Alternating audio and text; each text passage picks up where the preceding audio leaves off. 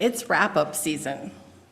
Right? It's the time of year when organizations are choosing their volunteers of the year. Streaming services are telling us what was most watched and what songs were in heaviest rotation. Newspapers and magazines are sharing retrospectives. But what I found most telling this year in all of these roundups were the words of the year chosen by leading dictionaries. Merriam-Webster's word of the year is gaslighting.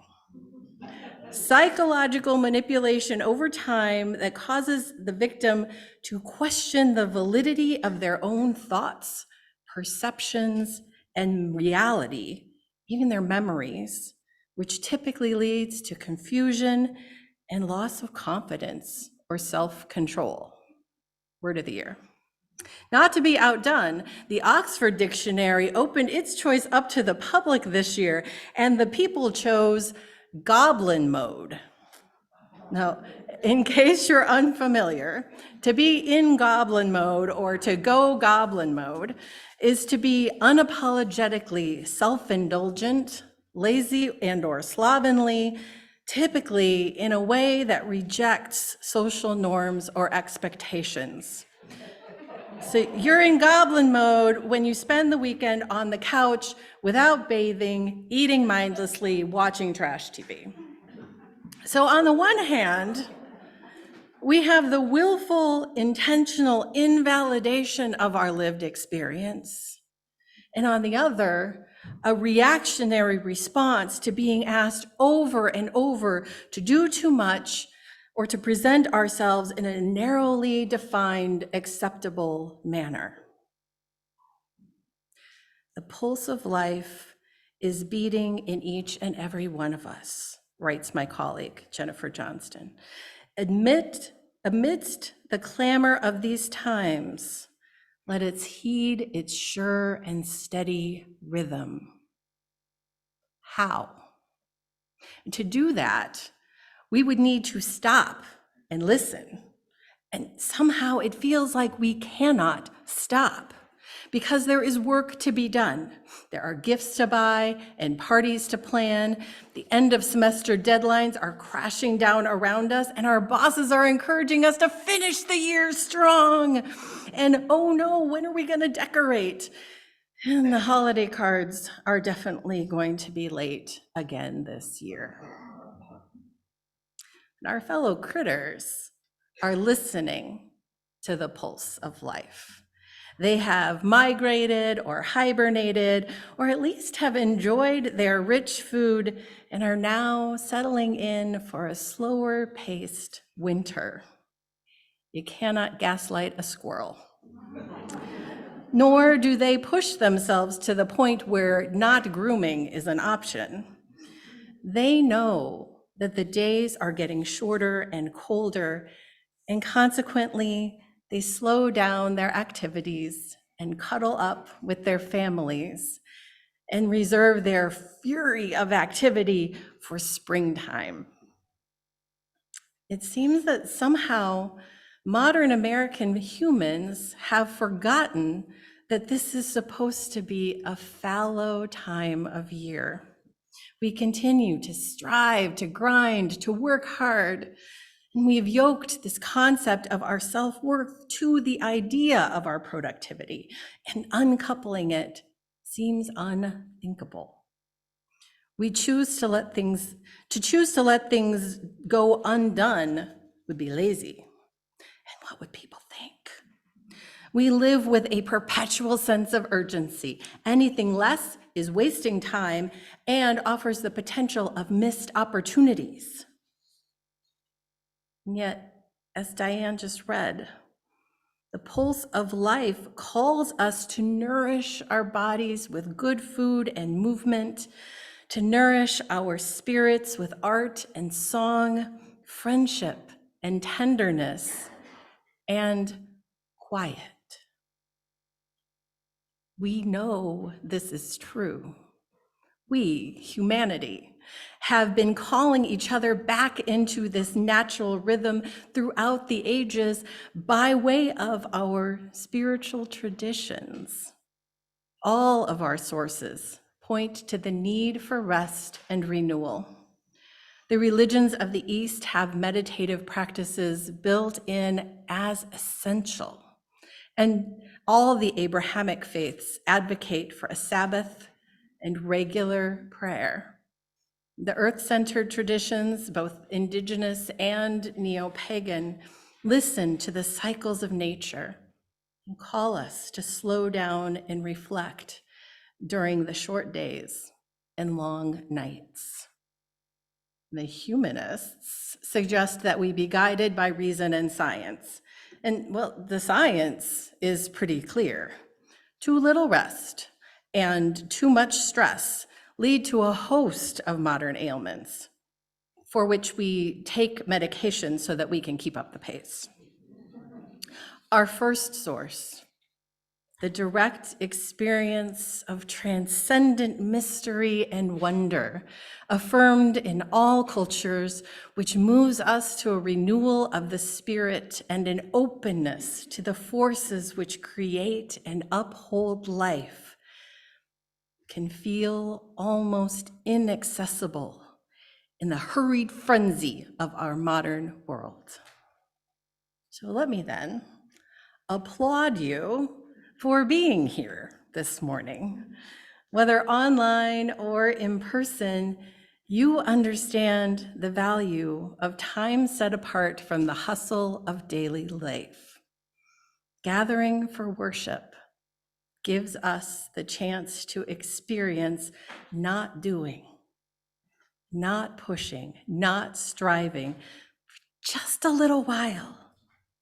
It connects us to the pattern of action and rest, productivity and renewal that pulses through the natural world.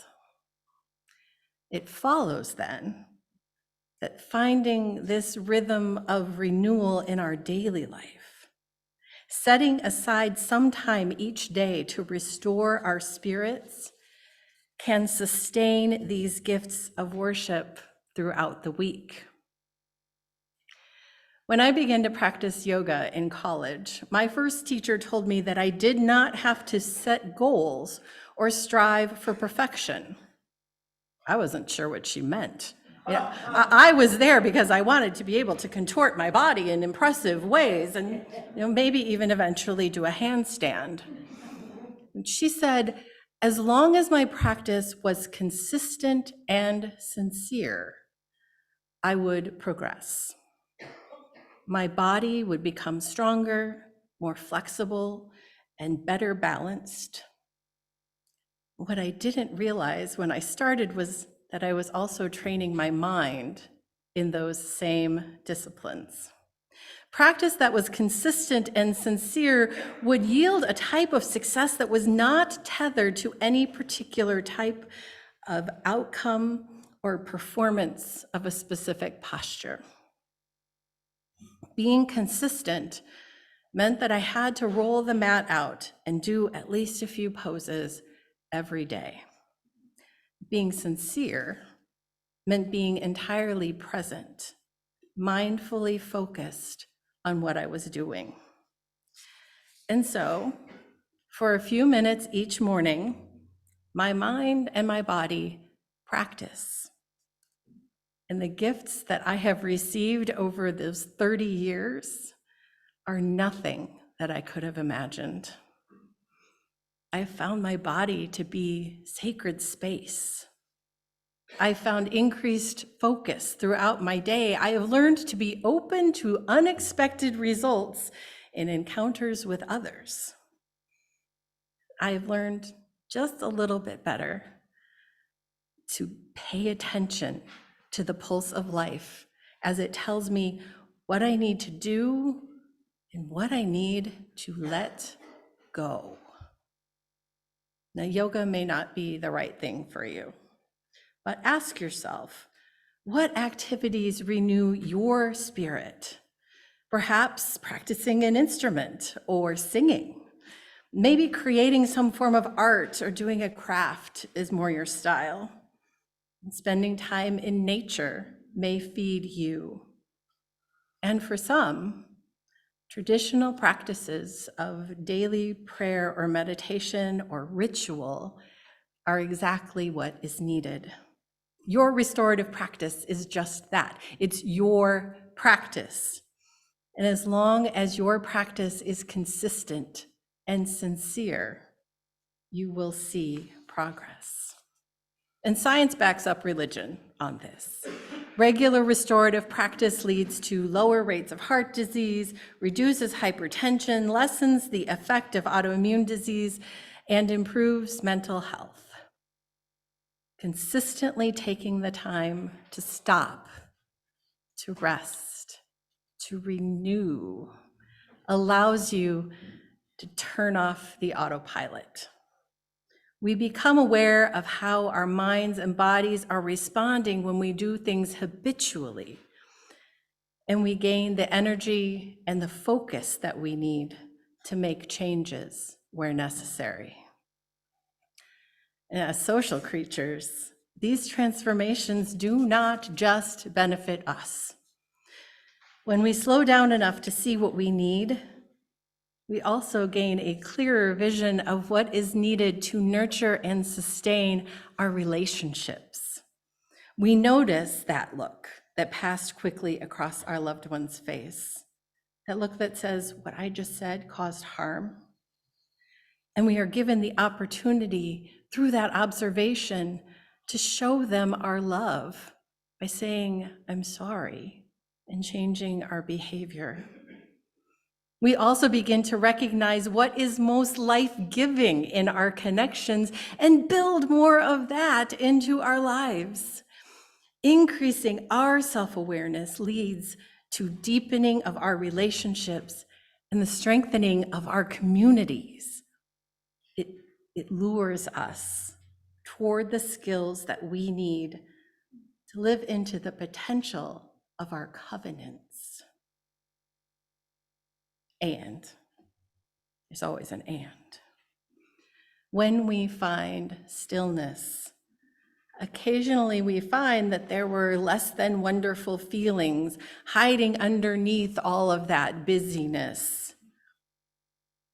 The more consistently we practice, however, the better we get at staying with these uncomfortable experiences and learning what they have to teach us.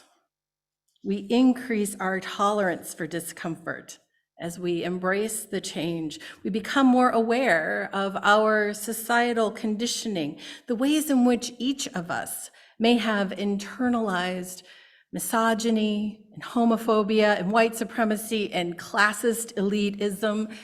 In other words, we increase our capacity and resilience to do the work of social justice when we pause, when we practice, when we are consistent and sincere. For all these benefits, can we not find 5 minutes, 10 minutes, 20 minutes each day to rest, to choose renewal? Just a few moments each day to stop and be still, to set down all the doing and just be, to check in and take an inventory of the health of our spirit, to allow us to heed that sure and steady rhythm of the pulse of life. In case you are unsure where to start, I will leave you this morning with the Buddhist practice of loving kindness meditation. In this practice, we begin in our natural state of wishing good things for ourselves. And the mantras are, may we be filled with loving kindness, may we be well, may we be peaceful and at ease, may we be whole. And then this prayer is offered to others, beginning with those closest to us, those for whom we have the deepest affection. The circle of blessing is then extended to include those we may not know so well, even those toward whom we may harbor animosity.